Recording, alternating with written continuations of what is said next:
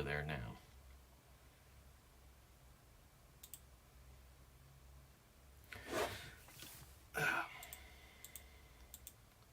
Close up all these things that always keep popping up as you do stuff, man. All right. Good, I guess not morning. Slightly the afternoon, 10 minutes into the afternoon. Apologize for a little bit of a late start, everyone.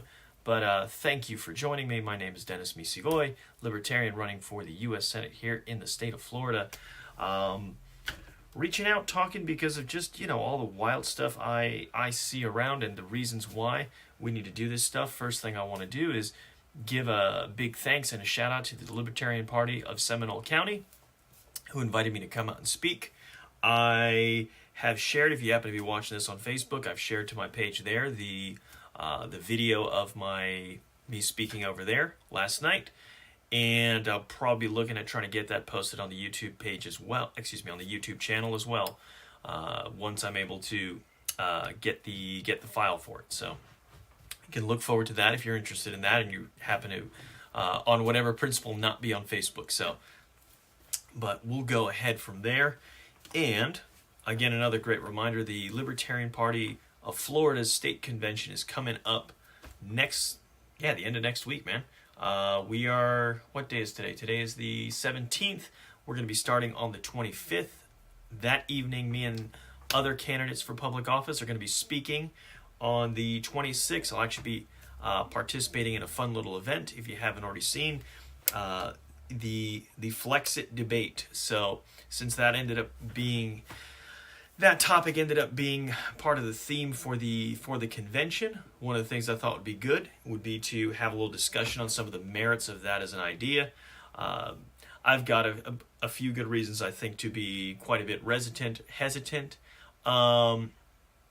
And so I'm going to be taking the position against, so it should be fun. I'll be debating with a friend of mine, Ronald Tracy Robinson.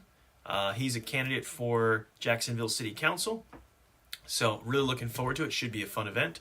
Look forward to changing some hearts and minds when it comes to that one, I hope. Because I'm sure there's an understandable bias. Like I say to anyone I talk to about this, I can certainly sympathize with anyone who looks at our federal government and says, well, that's definitely not... our federal government today is definitely an enemy to liberty, definitely not a force for liberty and for... any of the positive stuff that we want to see, any of the kind of change and everything we're looking for. So that's part of why it's so important for us. So that's part of why people tend towards that. But I think there's a little bit bigger picture that needs to be taken into consideration when people talk about that as a policy. And it's not even just the optics of it or how it appears superficially, but some of the real consequences to it. So, but let's talk some stuff. I gotta, let's see, where can I see?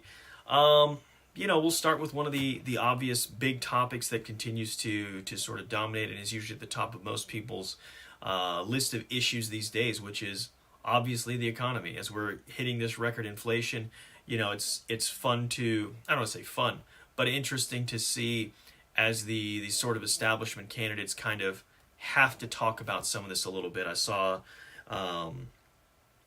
posts from Senator Rubio and Congresswoman Demings, taking sort of different tacks about it.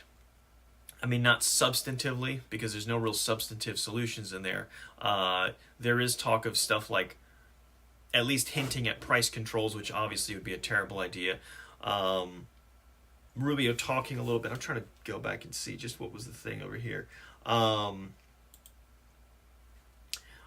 Just an acknowledgement that inflation is getting worse, but again, it didn't really stop him from doing all the things that contributed to it. He's been in the Senate for now, it'll be 12 years.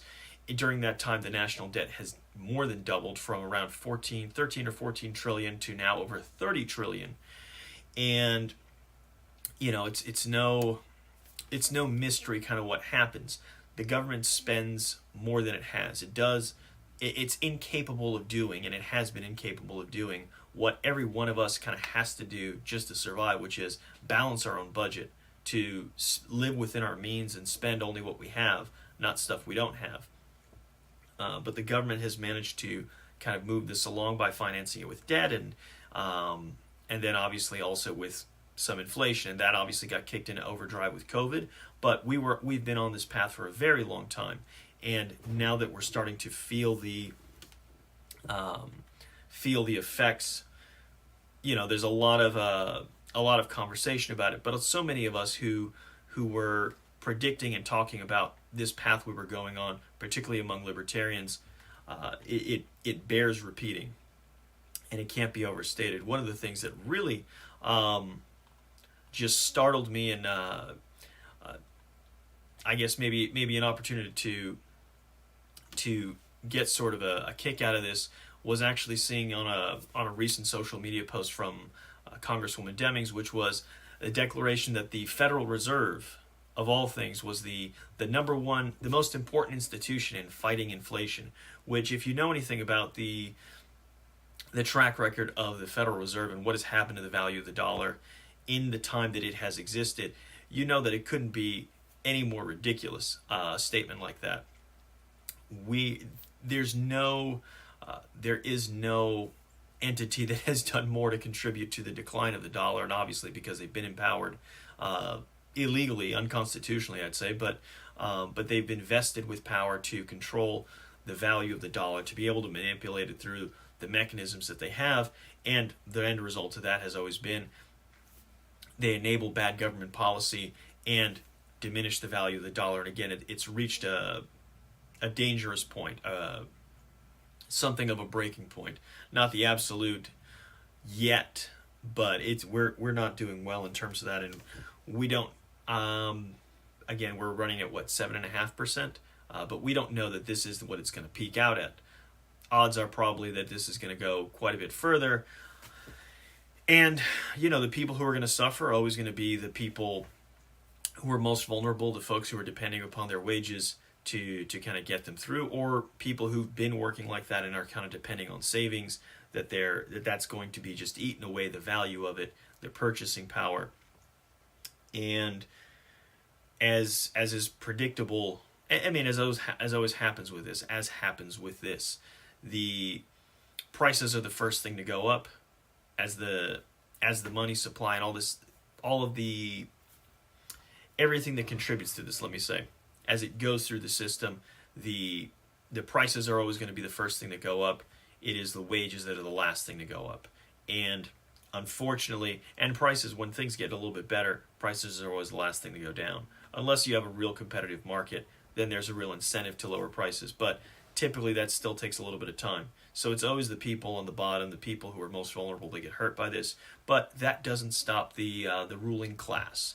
That doesn't stop them from, again, spending more than they have, trying to live beyond their means in terms of government largesse, and again, just fitting us with the bill, because really, who cares? As long as our electorate continues to put those people in power, there's nothing really we can get done about it, because it's just going to continue. And so, again, that goes to part of the reason why I think it's so important for us to, and why I find it important enough for me to step up and take this position and offer myself up as a candidate to give voters in our state an alternative, and hopefully begin to stem the tide against this stuff. Again, nothing changes overnight. I feel like a broken record kind of saying that a lot of times, but it really is important to set expectations right. I've had the experience of serving in public office when I served back on the Community Development District Board where I used to live. The first 2 years I was there, I could do absolutely nothing. I had the majority on the board was hostile to me, and nothing I wanted to do of any kind of substance happened, and any contentious vote I lost as a lone opposition vote. And that's when something went to a vote, because if it was my motion, it died for even having a lack of a second. So, and that was a consistent story. So some other stories. One that's been quite one I recently learned about, which is really horrifying, is another example of this sort of police misconduct, overstepping, while again Marco Rubio and Val Demings are trying to outcop each other, trying to prove who's the more pro-police candidate.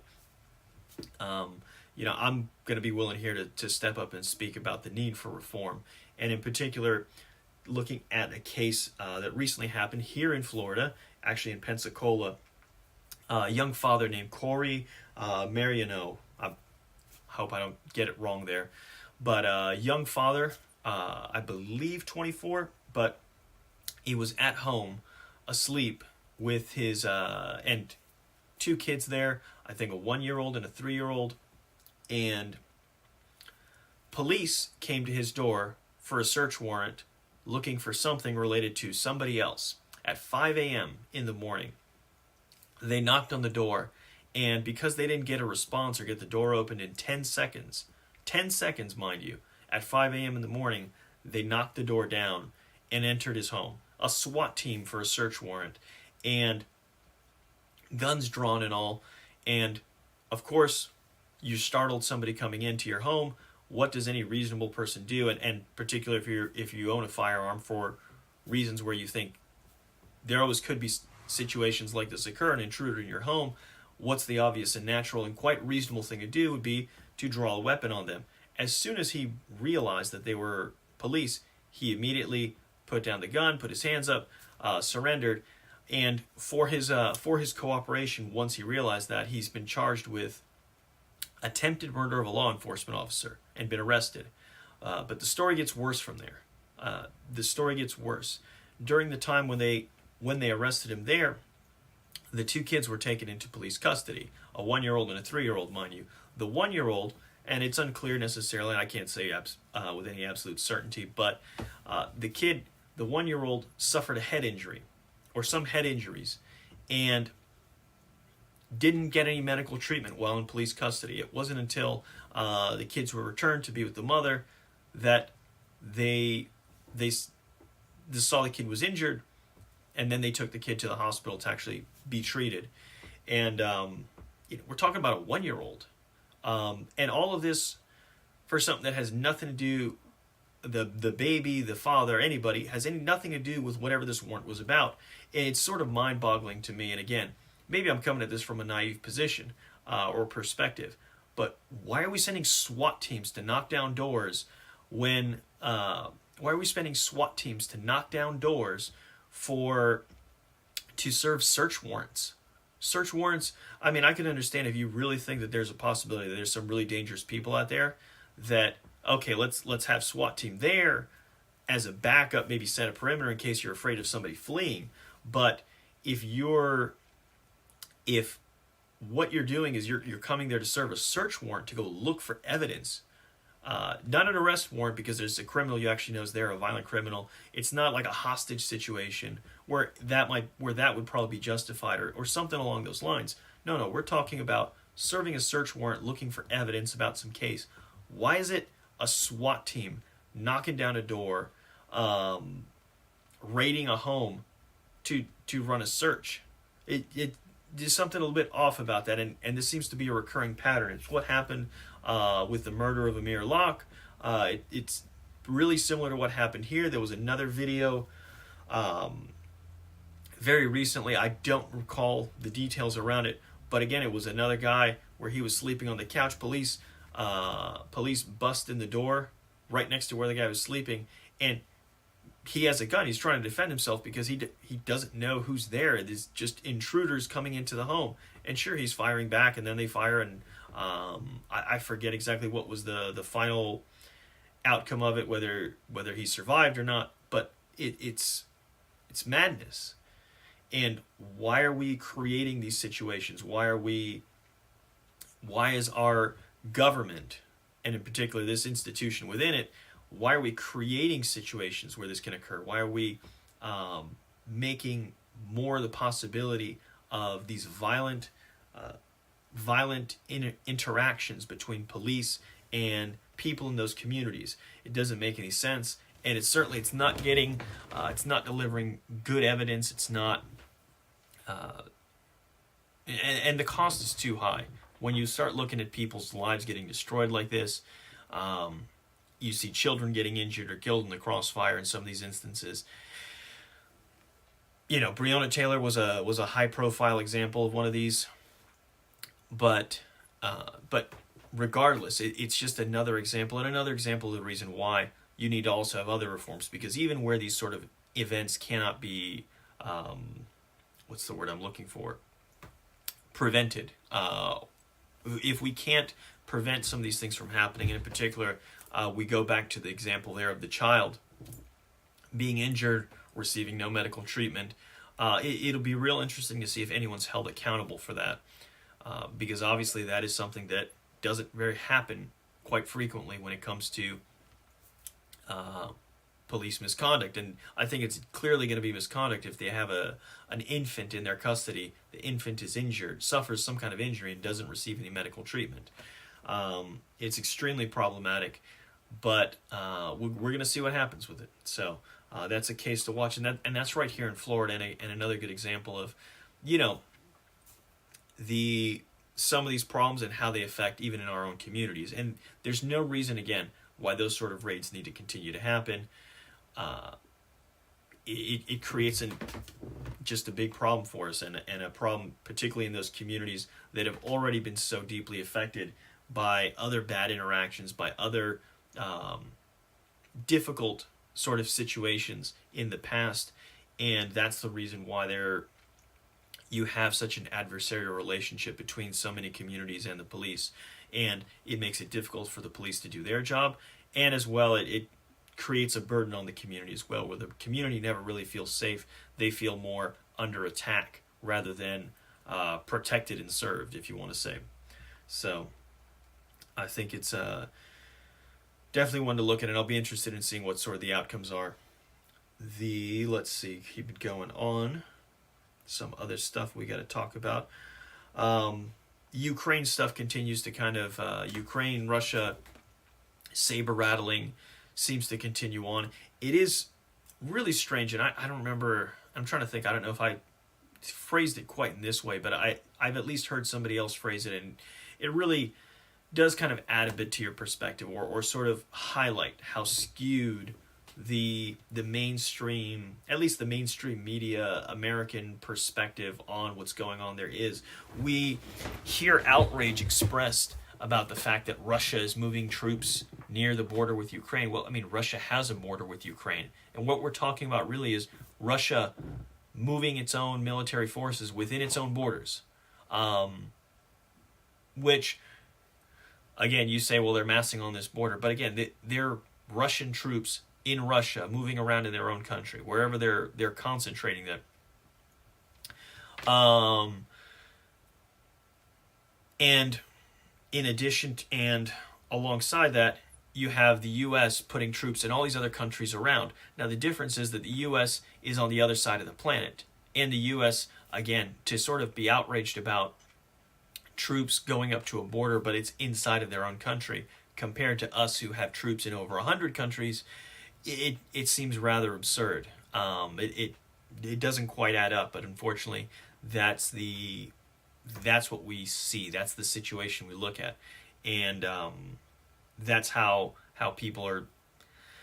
The average person, that's how it's being presented as. So but it's a complicated situation where you have a region. Really, the catalyst for all this, again, was another bad intervention in the sense of the 2014, basically a coup where a democratically elected leader was tossed out in Ukraine. And since that happened, you've had this problem with the eastern regions that are ethnically Russian, have been a part of Russia, particularly like Crimea and Donbass. But Crimea, though, in particular, had been part of Russia since the 1780s, and the population there is predominantly Russian. They identify, I think, more as Russian than as Ukrainian. Really was never part of a separate Ukraine until 1991. They were transferred under the Soviet Union in 1954 for reasons that I think are still sort of debated. But again, whatever minutia we can get into on the subject, the fact remains that there is no good reason why Americans should be sacrificing more lives and dollars over this dispute. No matter who's got a legitimate claim to these areas, the United States has spent the last 2 decades in constant war We're 30 trillion in debt. We're facing 7.5% inflation, and it could get much worse. And amidst all that, I don't think it's worth it to sacrifice another American life or another American dollar to dictate who's going to rule or who this sliver of land is going to be allied with. The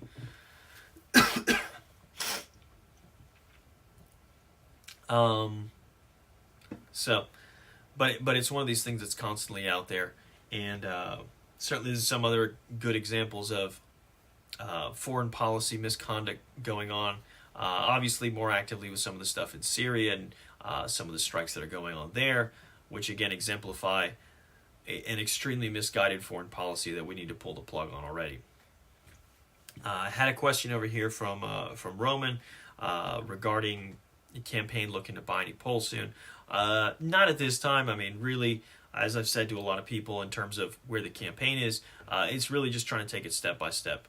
We do need to raise a lot more money just in terms of getting us into a place. Obviously, we're not going to be competing in the same kind of in the monetary sense with what the old two parties do. It would be nice, and but of course to do that we would have to not just have what we're doing with just the candidate committee. It would probably behoove us to have a PAC set up that would kind of flow some money into there as well. But right now we're keeping it very simple, and really the first things, we just trying to take a few steps and trying to be able to get the message out. At the end of the day, the message isn't going to change a great deal. I think we have sufficient information about what resonates with different communities, but most importantly, this message is consistent, and I think in particular the time that we're in, and in this particular moment, as the economic effects of the bad policy that we've had in this country are really coming home to roost, and we're really seeing it. So it's a good opportunity for us to call that out, and to hopefully that'll resonate enough with people, because people are experiencing it. It is real in their lives, and they do deserve an honest answer, which they're not going to get from the big two. They just want to keep enabling the same system, keep continuing down the same path, and that is the way that they do things. So, what else can you say about it? There's another interesting story regarding the CDC apparently taking nose swabs from PCR COVID tests for genomic sequencing analysis. Again, of course, not at all with your consent, but what else is new? Another government agency in the business of collecting your most personal sort of information without your consent. What else is new, right? Another reason to recognize why some of these institutions and agencies shouldn't really exist. If their track record and their work with COVID isn't a great enough example of why they shouldn't. Maybe not the best hill to die on, but here's another one that's that I've found quite baffling. This is a piece of legislation I believe is in the House right now, but the Made in America Act. Now, this caught me off guard just to hear this argument. It's interesting at this particular time, as we're facing increased prices and everything's costing people more, that you'd have something like this. But I literally saw, and this was I saw posted by a congressman, I believe, or no, somebody else. But talking about this law, and someone actually putting this forward and saying the best way to ease inflation and lower costs for Americans, make things in America again. I just couldn't help but shake my head and think, this is a person who has no idea how you get lower prices.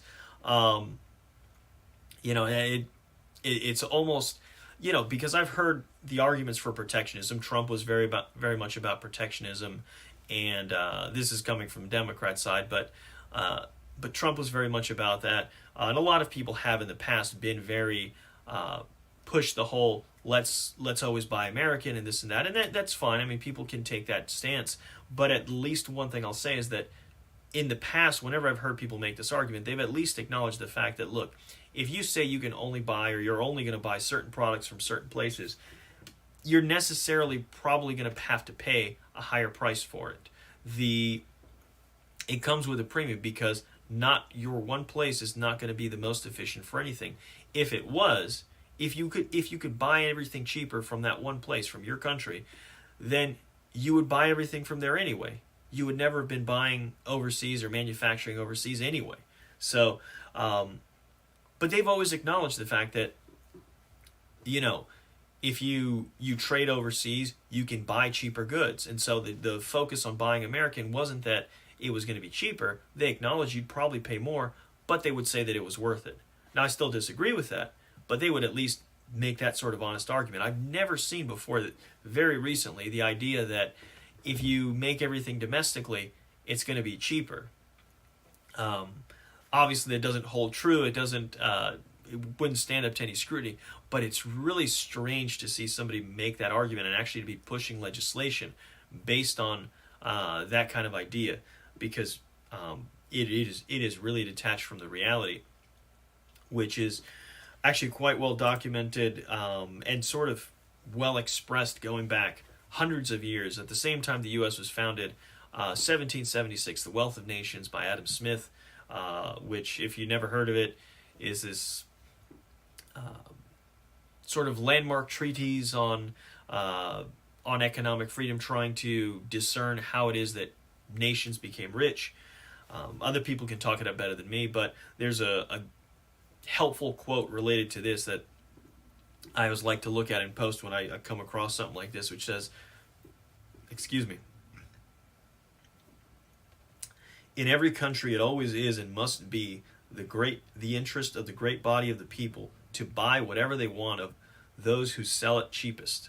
The proposition is so very manifest that it seems ridiculous to take any pains to prove it, nor could it have ever been called into question had not the interested sophistry of merchants and manufacturers confounded the common sense of mankind. Their interest is, in this respect, directly opposite to that of the great body of the people." It sums it up fairly well, but I guess maybe not getting into the real reasons why, but it's obvious to any one of us that the best for us individually is to buy everything we can as cheaply as possible. Whoever we end up buying it from is still going to end up buying other things. The economy will keep moving, but if you have an open economy, but we don't benefit by spending more for the same thing, because at the end of the day, what it means is you have less. You have spent more, and you either have the same thing or you have had to spend more to get the same thing. But either way, you end up poorer while having maybe the same thing, assuming you're even able to afford it now. But there was at least always that recognition. And again, some of that goes to a bit of the hyper-nationalism that can be a little harmful and difficult and problematic. But and these are some of the things that we need to combat. We want to have a functioning economy, a successful economy. One of the last things we want to do is add more restrictions, because that is what leads to less efficiency in the market. And efficiency in the market means that you're going to have lower prices. You're going to be able to get more by spending less, or spend the same and get more, or get the same what you already have by spending less. That's how efficiency works. That's what it really means. When I'm trying to be efficient in my normal sort of work, I try to get the same amount done in less time, or get more done in the same time, however you want to look at it. But it's that ratio of what you have to give versus what you're going to get back, or what you're going to get out of it. And so it's really important for us to do that. And a great example also of where we're have this sort of protectionism in place is the Jones Act. It includes some other items to it, but the notable one that creates a lot of trouble for us in modern times is its restriction on shipping. Now, and maybe this might even be a point of interest with all the sort of trucker, the intrigue around the truckers in Canada in particular. Not anything against what they're doing, but just as a recognition of what our dependency on trucking, on using trucks and trains to ship cargo on land.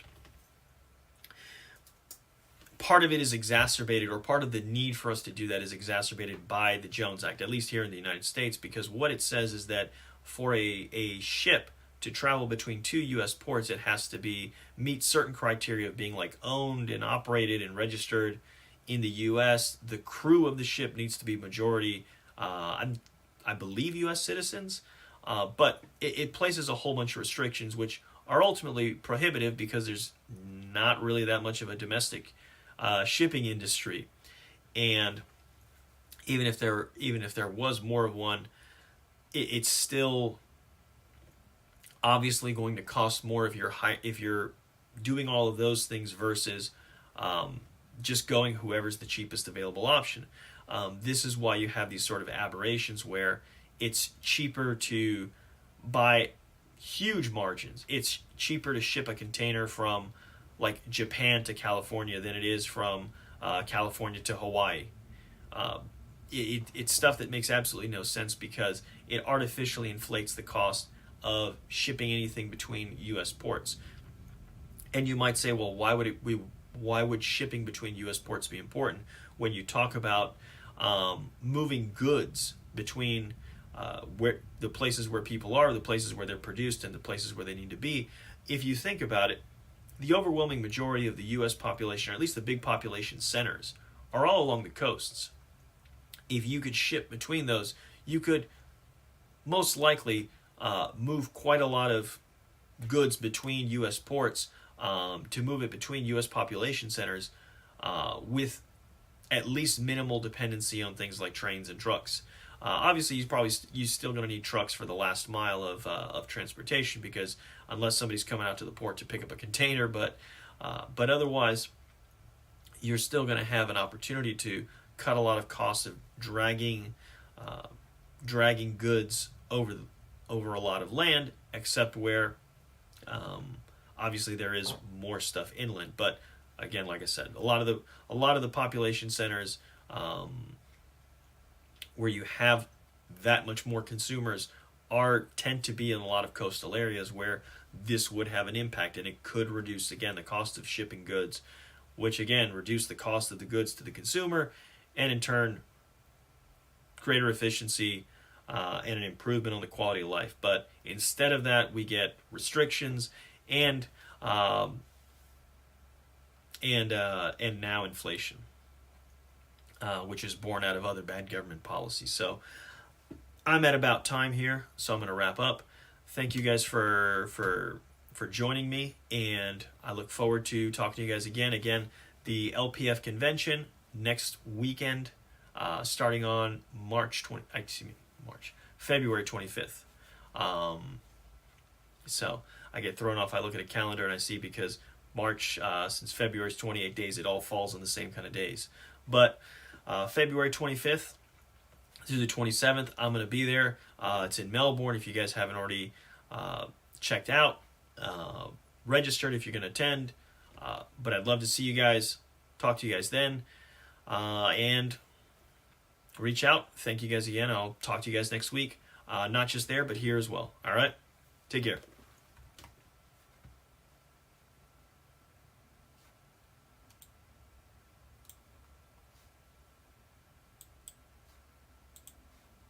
Thank you.